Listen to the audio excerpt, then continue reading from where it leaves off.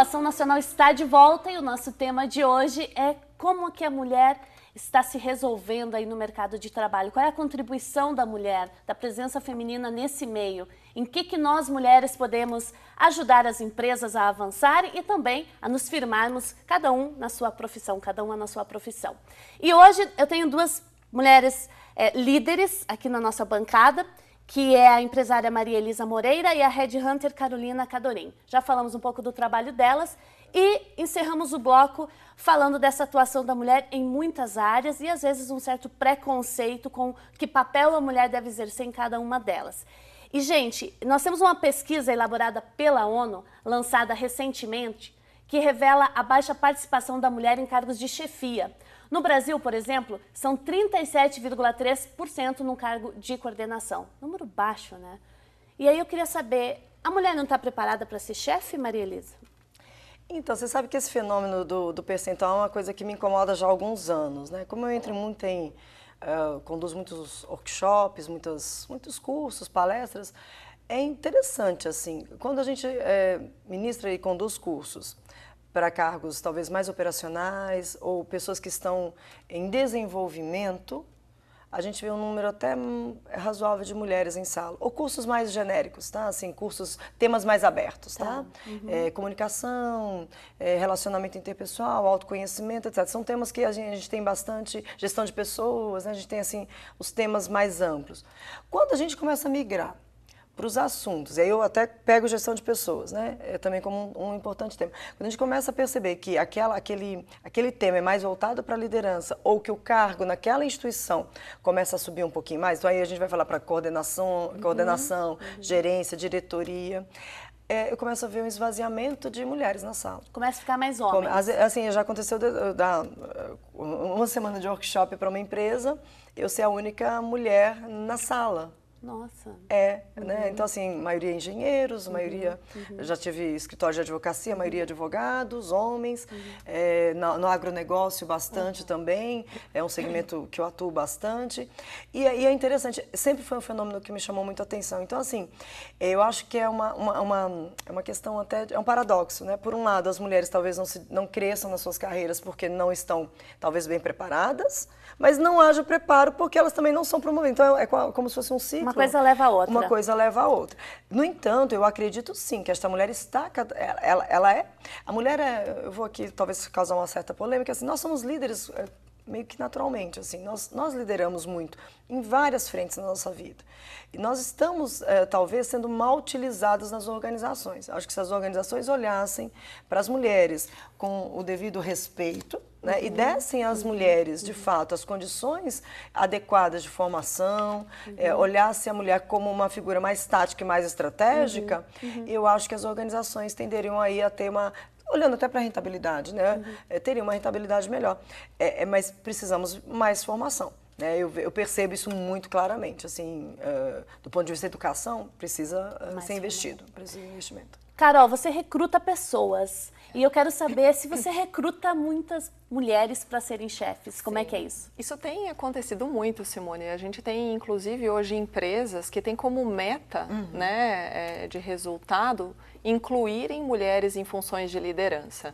Então, hoje, alguns dos meus clientes, quando me pedem, por exemplo, uma indicação para uma determinada função, principalmente se ela já tem um papel de liderança, eles me pedem, bom, se você me encaminhar 2 candidatos homens, eu quero ver 2 candidatos mulheres também, para poder ter o mesmo tipo de comparação. Esse número te assusta, Carol? De 37,3% só? Esse número é pior, Simone, para falar a verdade, porque o que acontece? Quando a gente olha para esse número de 37%, a gente está considerando já os primeiros cargos de liderança, uma posição de supervisor, uma posição de coordenador, e é onde você tem um volume maior. Você imagina que numa empresa você tem, para cada 10 coordenadores, você tem 1 gerente.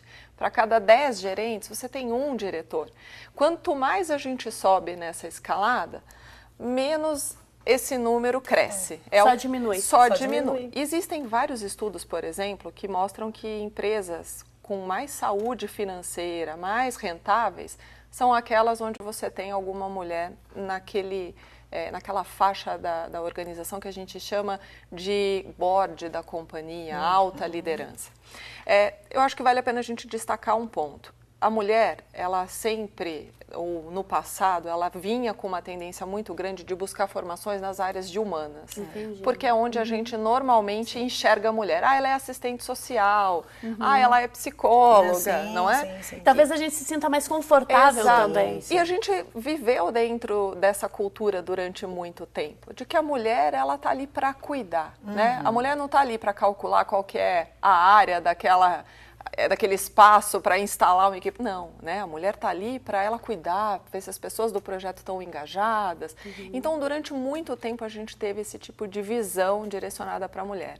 A formação da mulher em áreas mais técnicas, como a engenharia, a tecnologia da informação, hoje ela é muito maior do que se a gente comparar 10 ou 15 anos atrás. Então, existe um gap, um buraco aí entre o período de formação dessas profissionais até o momento delas estarem maduras e prontas profissionalmente falando, para que a empresa valide como sendo uma sucessora numa posição de liderança, numa posição estratégica. E a mulher, ela é tão preparada ou mais do que o homem. Existem uma série de estudos, inclusive nessa pesquisa da ONU, a gente depois pode trazer algumas informações, onde eles mostram justamente isso. A mulher, ela se prepara mais, ela estuda mais, ela investe mais, inclusive, na formação. Talvez ela é menos ousada. Exatamente. E esse investimento é que não é revertido, né? Então, quando existem as convocações para os cursos, por exemplo, de liderança, poucas dessas mulheres que são preparadas vêm para dentro Elas de sala. estão lá, né? Elas estão lá. Então, assim, é como se, olha, vamos começar do zero com aquelas que a gente talvez um dia vá promover para líder. Então, não há um aproveitamento desse preparo que a mulher faz fora da empresa. A mulher, ela investe na própria formação. Isso é um dado muito interessante. Ela corre atrás, ela lê mais, ela estuda, e ela é muito mais dedicada. Quando a gente faz os workshops, os cursos, você percebe uma dedicação muito grande, ela se esforça mais em fazer algo a mais do que o aluno homem. Isso é uma coisa assim, talvez precisaria até medir isso com uma certa frequência, mas isso é muito evidente para mim no meu dia a dia. E olha que interessante, 11 de 81 senadores e 51 de 513 deputados são mulheres. O número de candidatas a deputado cresceu significativamente. 1.765 vagas, 935 em 2010. Houve um aumento aí de participação da mulher na política. Por que eu trouxe dado da política? Porque é uma instância que necessita também da presença feminina e é uma instância muito exigente no sentido de delegar funções, de olhar o todo, de contribuir para a melhoria, o bem-estar das pessoas. E aí a gente vê muitas características femininas. Como é que é isso, Carol? Você acha que a mulher pode também ir para essa área da política para fazer um protagonismo positivo? Certamente. A gente está falando de pessoas extremamente preparadas, como eu acabei de comentar agora, de profissionais que conseguem ser multitarefas, né, que têm uma habilidade incrível em gerenciar conflito, porque a mulher, ela tem essa tendência natural, que olha para os detalhes. O perfil da mulher, ela é normalmente detalhista, ela é cuidadosa, ela é agregadora. Imagina esse bando, esse apanhado de qualidades numa figura política, né? Realmente direcionada para estabelecer novos padrões e realmente pensando no bem-estar da população de uma forma geral. O que acontece, Simone, é que realmente existe ainda uma dificuldade muito grande da própria mulher se aceitar e se ver enquanto protagonista desse tipo de situação. A pressão social ainda existe e ela é bastante forte para que você continue cuidando da sua casa, para que você continue tendo filhos. Não que a mulher precise abrir mão disso, mas é o que você comentou em um dos outros blocos. A ausência da mulher em casa. Então, é muito complicado lidar com esse tipo de pressão e ainda assim ter firmeza, ter disciplina o suficiente para conseguir deixar essas coisas de lado e trazer o equilíbrio entre a vida profissional e pessoal. Pois é, mas eu acho que aí entra a questão de uma boa relação com o homem, porque quando a gente fala do papel da mulher, de cara, eu pelo menos subentendo que existe aí um homem exercendo o seu papel com as suas características, e é isso que é bonito, a complementariedade. E a mulher pode assumir essa liderança maior fora de casa se ela também tiver uma estrutura que possibilite e um apoio nesse sentido. E se ela permitir. E se ela deixar, não é? E é aqui que eu quero entrar, Maria Elisa, na dificuldade da mulher em delegar funções. Como é que você vê isso? Isso acho que vai muito na linha do que a Carol está comentando aqui. Nós somos tão fazedoras, né? Acho que nós temos algumas qualidades que nos permitem estar, de fato, na sociedade de uma maneira diferente, mas eu acho que tem uma melhoria que nós podemos fazer. Nós somos muito centralizadoras. Eu acho, né? Assim, eu acredito que é uma das características que nós poderíamos, trabalhar. Se nós não fôssemos tão centralizadores, se nós delegássemos mais, tanto nas nossas casas quanto nas nossas empresas, nós seríamos líderes talvez melhores, não? Então, eu acredito que essa seja uma das características. Nós temos vários pontos positivos, nós temos vários pontos fortes. Quando nós aprendermos a colocar as pessoas certas nos lugares certos, a contratarmos as pessoas certas e colocarmos nos lugares onde elas vão desempenhar, né, da maneira mais bacana aquilo que elas gostam de fazer, aquilo que elas são boas em fazer, olhando até do ponto de vista institucional, agora organizacional. Pensando numa executiva, numa líder, numa gerente, numa coordenadora, que coloque as pessoas certas nos lugares certos, certamente o trabalho desta mulher como líder também vai ser potencializado.